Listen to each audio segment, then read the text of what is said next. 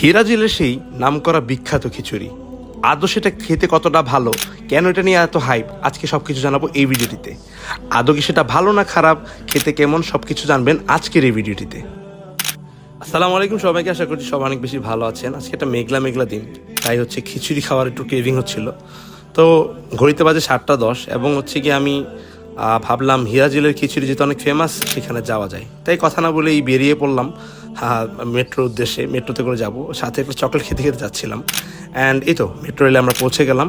And 2 তলা উঠে আমি এখন ট্রেনের জন্য অপেক্ষা করতেছি। বাট এখন মাত্র ট্রেন ছেড়ে গেছে, তো আর একটু ট্রেন আসতে একটু সময় লাগতেছে। তো হচ্ছে কি আমি কিছু ক্লিপ নিয়ে নিলাম মেট্রো রেলের। অ্যান্ড এই তো সংসদ ভবনের দিকে দেখতে দেখতে আমরা চলে গেলাম হচ্ছে মতিঝিল, অবশেষে পৌঁছেই গেলাম। অ্যান্ড দেন হচ্ছে এখান থেকে হেঁটে হেঁটে যাচ্ছি আমি এখন হিরাজিলের দিকে। অ্যান্ড এই তো হাঁটতে হাঁটতে পৌঁছে গেলাম হিরাজিল যে রেস্টুরেন্টটি সেখানে। এবং হচ্ছে গিয়ে ওখানে গিয়েই হচ্ছে ওনাদের কাছে আমি অর্ডার করে দিলাম 3টা খিচুড়ি। অ্যান্ড দেন হচ্ছে গিয়ে খুব কষ্টে পারমিশন নিয়ে ওনাদের এই ফুটেজটা আমি নিছি, যে আসলে দেখার জন্য যে ওনাদের যে মেকিং প্রসেসটা বা ওনাদের কিচেনটা কীরকম বা ওনারা কীভাবে দেয়।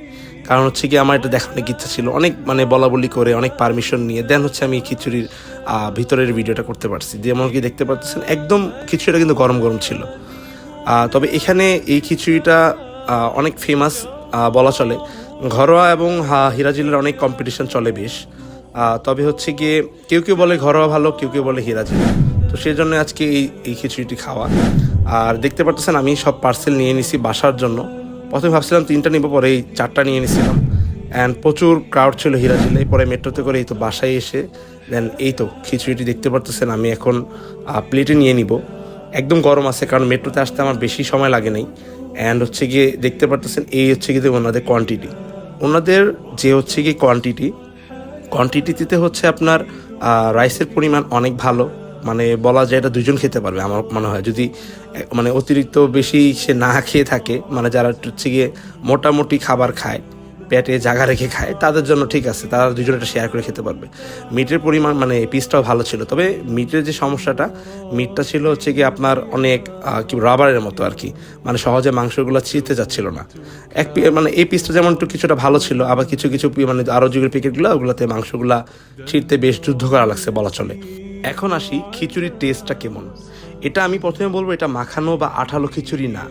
আঠালো খিচুড়ি যেটা বলতে বোঝায় সেটা হচ্ছে যে আপনার রাইসটা একটু স্টিকি হবে কিছুটা, এবং হচ্ছে গিয়ে সেটা সম্পূর্ণ হচ্ছে ইনগ্রিডিয়েন্টসের থ্রুতে হবে। বাট ওনারা যেটা করছে, ওনারা অনেক পরিমাণে তেল ইউজ করছে।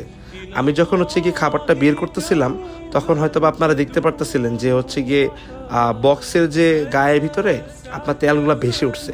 তো এই যে আঠালো ভাবটা বা এই যে মাখা মাখা যে একটা আপনারা জিনিসটা দেখতে পারতেছেন বা ফিল করতেছেন, এই হাতে নিলে যেটা ফিল করবেন, সেই জিনিসটা হবে সম্পূর্ণ তেলের কারণে।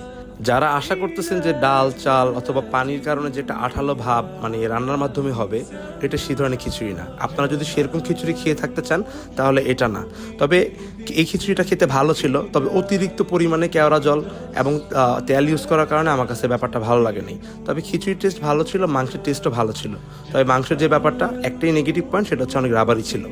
তবে আর রাইসের যে নেগেটিভ পয়েন্টটা, সেটা হচ্ছে ওরা অতিরিক্ত তেল এবং কেওড়া জল ইউজ করছে।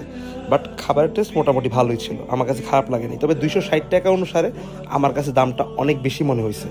এবং মাংস মাত্র 1 পিস, আবার খিচুড়ি এর উপর দিয়ে 260 টাকা রেঞ্জ। আমার কাছে মনে হয়েছে যে 250 টাকা দিয়ে আপনি যদি একটু খোঁজ করেন, আপনি আশেপাশেই হয়তো বা ইচ্ছে ভালো খিচুড়ি পেয়ে যেতে পারেন। তাই আমার কাছে এটা ওয়ার্থ ইট মনে হয়নি।